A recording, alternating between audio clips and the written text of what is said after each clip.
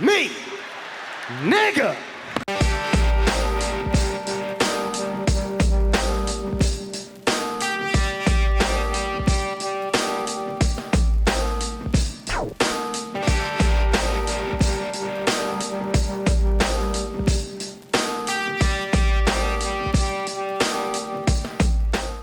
What's good, y'all? This is 1T, and today we are appreciating The Transporter, directed by Corey Young and starring none other than Jason Statham. This movie made Statham a household name. With the budget of about $20 million, it was able to double its budget and make the movie a certified classic in the action genre. The movie starts off with a bank robbery. These robbers slide out to hop in the getaway vehicle when the driver, Mr. Statham himself, known as Frank, establishes his character by telling the robbers they are already breaking rules. Rule 1, never change the deal. Deal was transportation for 3 men with a combined weight of 254 kilos. So they won't leave until the problem is solved. Once they get the solution out the way, he slides out, displaying his skills as the driver. Now don't get me wrong, this chase scene is nice and all, but I think I've officially been spoiled by Vin Diesel. I'm over here like, well, where is the fight scene on top of an 80-mile-per-hour moving truck? No explosions? Not one car flies hundreds of feet in the air? Mid.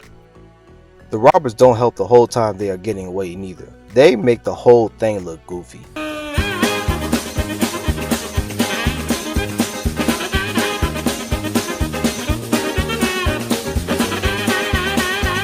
Nah, I'm just playing.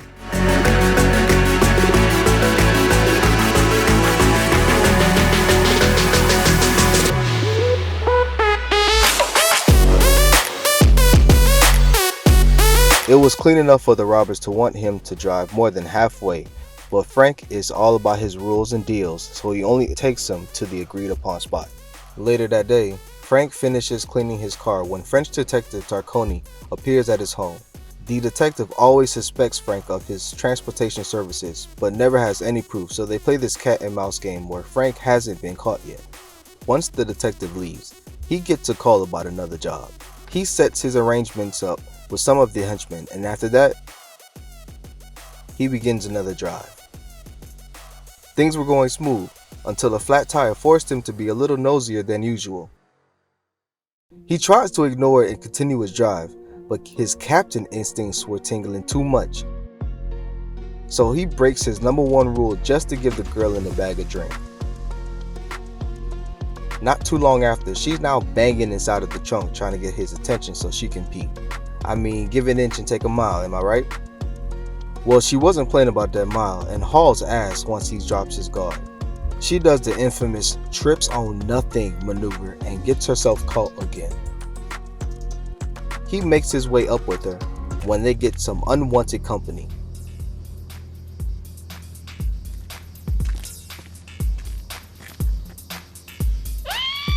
Ha! I like how the officer just looked at her gagged and tied up and just stared for a bit. If I'm looking at you and I'm not blinking, if I'm like this, that's a goddamn sign. That means the bitch got to drop on us. My back is against the wall. This is not a test. It's the real deal. Help me. Help me. Nigga. Help me. Anyway, she gets yeeted to Buddy on the left while his partner gets a 2-piece and a biscuit. Then he gives the other cop a Sparta kick and another high kick for good measures. Frank makes his way to his delivery and... You open the package. All 3. Never open the package. Stop the cap. Stop the cap right now. Bro, you poked a hole in her duct tape. She got dirty as hell. And she probably pissed herself. That package was all types of open, my guy. Right before he slides out, they ask him to deliver one final package. You know it's a trap, right? Frank grabs his snack before getting back on the road when he finds out how explosive that package was.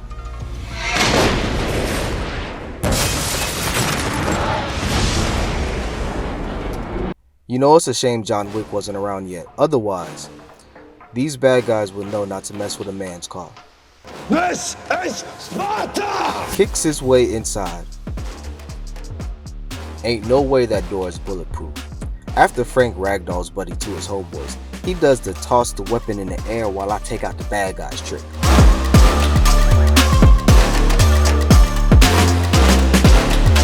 Once the gunplay is over with, these boys bring the axes out. And I ain't even gonna lie, Statham was transporting these boys to Weave City, where he was a part of Weave Nation. He dodged first Buddy and hits a side kick, then weaves the other and replied with another Sparta kick. They ready to jump Frank, but Frank is still showing them around Weave City. He is just dancing on them, then goes on the more defensive route with only his right hand. Goes under the leg, takes a kick to land a kick, then finds a way to immobilize the axes and finishing them off with a split kick. Another goon pops up firing the moment he stopped, but here comes Frank with the drop kick. Bruh's probably a goat in footsies. So bruh beats everyone's ass and decides it's a car for a car, so he hotwires theirs and slides out. Nah, but for real, that was clean how he cut off the movie's action soundtrack with the power button on the dash. That's a smooth transition, can't even front. Right when he was in the clear, the same problem that caused all of this is chilling in the back of the car. I'm guessing he's thinking, well, I'm already in a pool of shit, might as well start swimming. Because he takes her back to his crib to get some answers. I ask the questions, you answer the questions. No long speeches, just keep it simple, got it? Who are you?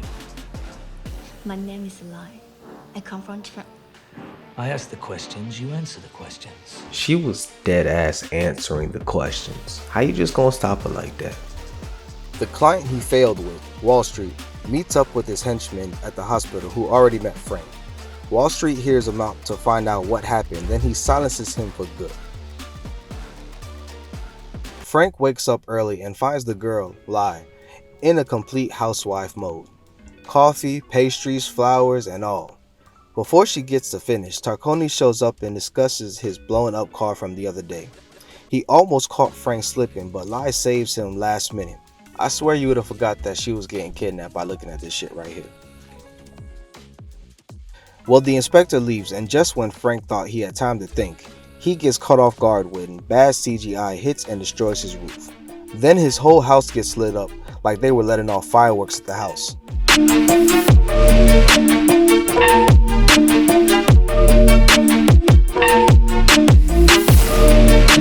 Frank ended up having a bat cave in his house, so he and Lai were able to escape underground and underwater. Once they escape to Frank's second home, he's completely pissed that helping her out destroyed his life, and she figures out how to repay him. Bruh barely put up a fight, cuz folded like a bad hand in poker. I don't know how they arrived at the inspector's office after some lovemaking, but here we are. He makes up a story about how his home got destroyed, and you can tell the inspector is getting sick of his shit. The inspector takes a quick leave, giving Lai enough time to hack into the computer system to find the ones responsible. She finds Wall Street in time before the inspector comes back. Once they leave the station, Lai tries to go straight to the ops, but Frank tells her that ain't got shit to do with him and he is ready to start over. She then gives a sad story about abducted people to guilt trip him into helping. Of course it worked. That's what the kitty was for. She was setting me up to get involved in this. Frank and Lai shows up to Buddy's office and starts interrogating him. Why'd you try to kill me? You lied to me. You opened the package. You broke the rules. Your rules. What'd you expect me to do? Recommend you for another job? He's right, you know. They get nowhere and her father shows up, revealing himself to be a bad guy as well. They have a lovely family conversation about smuggling people when things obviously go south. Right before Frank gets put on a shirt, the cops show up with perfect timing at the front door. And now since the new plan is that Frank head to jail, he does this. Just for the record, there are 400 people in that container. Only 395 made it here alive. Get ready to slumber, let brother go home. Frank wakes up in jail and the inspector talks to him to get to the bottom of this. Once he gets the whole story, he lets Frank go to save the day. The way they play off his escape is by pretending to hold the inspector hostage. What's funny is they don't even follow them after they leave. They just waited till the doors closed and was like, Oh no! Anyway. Once the coast is clear, they go their separate ways as Frank heads out to save the captives.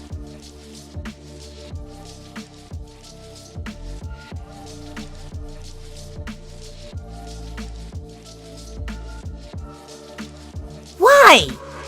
He arrives at the dock and begins his search. Right when everyone was wrapping up at the docks, Frank makes his move. Wall Street is able to disarm him, but his kicks and wide hooks are easily blocked except for one, but Frank read the rest and countered every single hit after that until that 2x4 put him down. He gets his goons on him before leaving, but Frank is able to handle the first set of goons by taking out their legs. Once he's up, he's able to separate himself so he doesn't get fully jumped.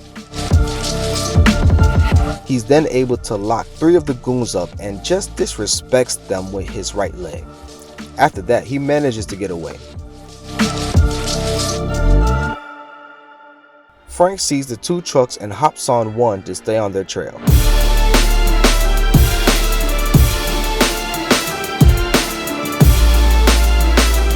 The truck driver manages to get Frank off, and more henchmen are on his trail. Frank starts off weaving a 2-piece kick, then returning fire with fire. Then, just like in Rumble in the Bronx, check out that video if you haven't seen it yet, he literally folds these men with the clothes on his back, then gives them both a knuckle sandwich. Frank then tries to run away but is then backed into a corner inside of a bus. Frank, however, is looking at them like, None of you seem to understand. I'm not locked in here with you. You're locked in here with me. and starts wrecking shop inside of the bus.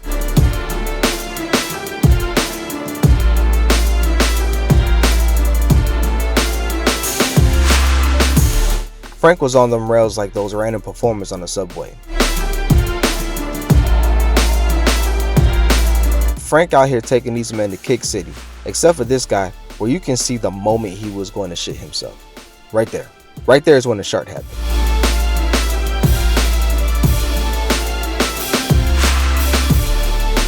Almost gave Buddy a vasectomy. Frank gets stopped again by a boss level henchman.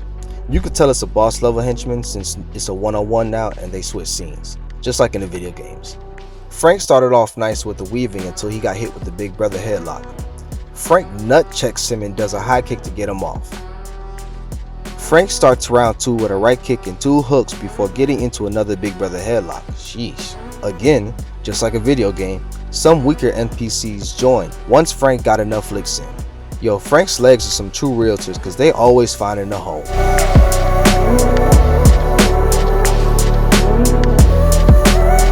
Once Frank got the floor slippery, Frank greases himself up so that nobody can get a hold of him. You're never gonna catch me. You're wasting your time. Forget about it. Go do something else. See you next year. Okay, I won't lie. This part was clean using the bike pedals for friction. Now watch as Frank act like Sanji from One Piece.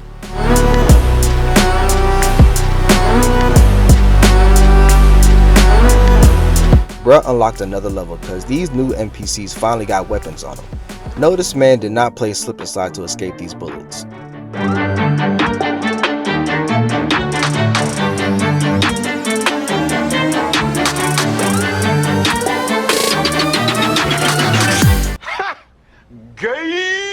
Frank makes it out and is right back on the truck's trail. Not sure how he knew where they was going though. Too bad his car is shit though. But luckily he sees a plane flying and chases it down. Let me just say that one more time. He sees a plane flying in the air and chases it down. For real though, what is this man's legs made of? Those legs are carrying this movie. I want to remind you guys really quick that this happened in a couple of minutes. He hijacks the plane, finds and catches up to the 2 trucks. Then he flies up at least 10,000 feet in the air and skydives on one of the trucks in a matter of a couple of minutes. How the fuck? Nah, for real, who wrote that scene and thought it made sense? Hey, shut up! Once he's on the truck, he uses the parachute to blind one of the cars to crash into another car, and they explode on impact, of course, because that's how car physics work in movies. He then hijacks one of the 2 trucks. I'm gonna keep emphasizing 2 because the ending pisses me off so much. But anyway, that man is dead. Wall Street tries and shoot him off of the road. While Li's father started shooting, Wall Street's Houdini ass just appears in the passenger seat, trying to take control of the ride. This whole scene is irresponsible as hell.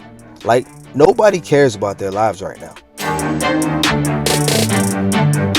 Through the struggle, Wall Street was able to deliver a clean Sparta kick to Frank out of the window, but Frank was able to get under the truck to avoid being ran over. Lie's father tries to shoot him, but Frank chucks a damn iron tire like a batarang, stopping them in their tracks.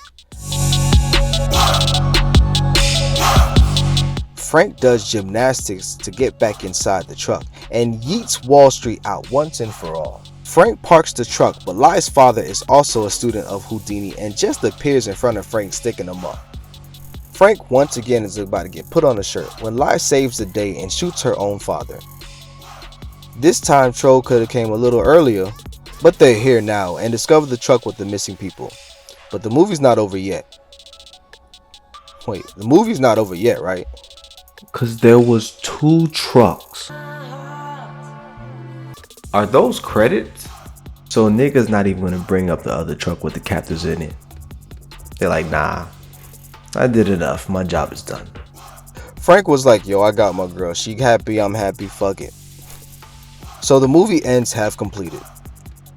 Rewatching this for the first time in years, I can see why this movie wasn't the best movie in the world, but it also wasn't the worst. It's pretty straight. The writing is honestly abysmal, I can't even lie. I could make a whole video nitpicking the writing alone, but it's the early 2000s. All we cared about is our action star kicking ass, which it did deliver pretty well. So this movie deserves a 2-piece and a biscuit, 3-star combo. The best fight scene goes to Frank going full Sanji mode. The bike pedals and the oil was creative, and I definitely remember that scene even before I rewatched this movie. The next movie I'm going to talk about is The Transporter 2. Like if you like the video, subscribe if you like the content. Until next time, y'all be easy.